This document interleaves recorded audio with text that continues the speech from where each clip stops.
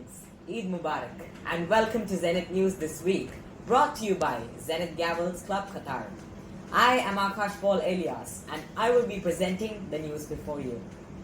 Thomas Jefferson once said, "If I had to choose between a government without newspapers and newspapers without a government, I wouldn't hesitate to choose the latter." Let's take a look at this week's national news. Indian National Educational Policy 2020 restructures both school and higher education. We have our correspondent Danny reporting live from New Delhi. Yes, Aakash. India is all set to see a new national education policy, NEP, after 34 years. The Union Cabinet has approved NEP 2020, which seeks to enroll 100% children in the pre-primary to secondary level by 2030. The current 12-year schooling system, popularly known as 10 plus 2, will give way to a 4-tiered structure known as 5 plus 3 plus 3 plus 4 system that will be spread across 15 years.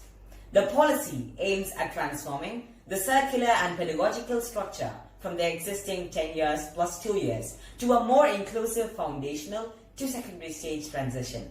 That's me, Danny, reporting with cameraman Paul. India's COVID fatality rate dips to 2.25%. We have our correspondent and health analyst Vivek reporting from Kerala.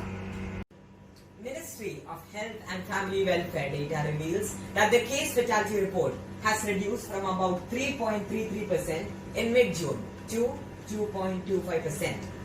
This achievement, as per the ministry, is a result of effective implementation of containment strategy combined with house-to-house surveys, aggressive testing and standardized clinical management protocol. French-made Rafale fighter jets reach India. Abhishek is live with us from Ambala to brief us on the latest details. Yes, Aakash. The first batch of 5 jets arrived at the Indian Air Force Base as the world's biggest arms importer modernizes its military.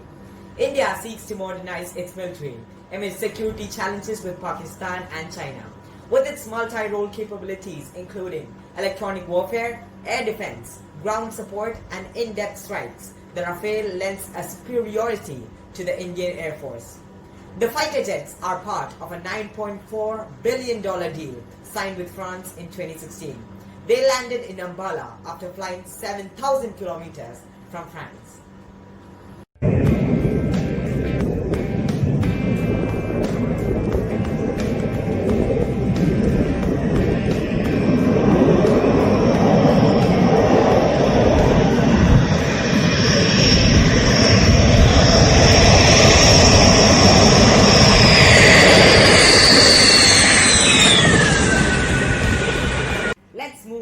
To global news. NASA launched Mars 2020 Perseverance rover mission. Perseverance rover will land at a location called Jezero Crater. Jezero Crater is a very interesting place. It's a crater that once held a lake. There are a lot of craters on the surface of Mars that could have once hosted ancient lakes, but not every crater that we think had a lake actually preserves evidence that that lake was there. It had an inflow channel and it had an outflow channel. That means it was filled. The crater was filled with water. In Jezero, we have probably one of the most beautifully preserved delta deposits on Mars. Nile Dam Road. Egypt fumes as Ethiopia celebrates. Zeniths representative Samuel is reporting from Ethiopia. Yes, Aakash. As Ethiopia celebrated rains which began filling a controversial dam on a tributary of the river Nile, Egypt was fuming. The Grand Ethiopian Renaissance Dam, GERD, is an ambitious $4.5 billion hydropower project.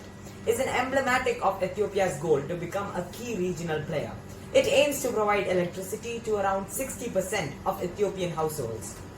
Egypt has failed to force Ethiopia to abide by the 1997 UN Watercourses Convention, requiring upstream countries to consult the downstream countries before embarking on projects of this magnitude. At this point, it is hard to imagine what else Egypt could possibly do today other than acquiesce. And let's finally move on to sports news. FA Cup final to take place on the 1st of August. Ahmed is live with us from Wembley. The prestigious FA Cup final to take place at Wembley on the 1st of August this Saturday. Arsenal and Chelsea will contest this Saturday's FA Cup final. Both clubs seal their place in this showpiece game, with Arsenal beating off the current holders Manchester City before Chelsea made sure that it would be an all-London final by beating off Manchester United. Ladies and gentlemen, that's it for this week. Hope to see you in the following weeks for more news updates. This is Aakash Paul Elias from Zenith News, signing off.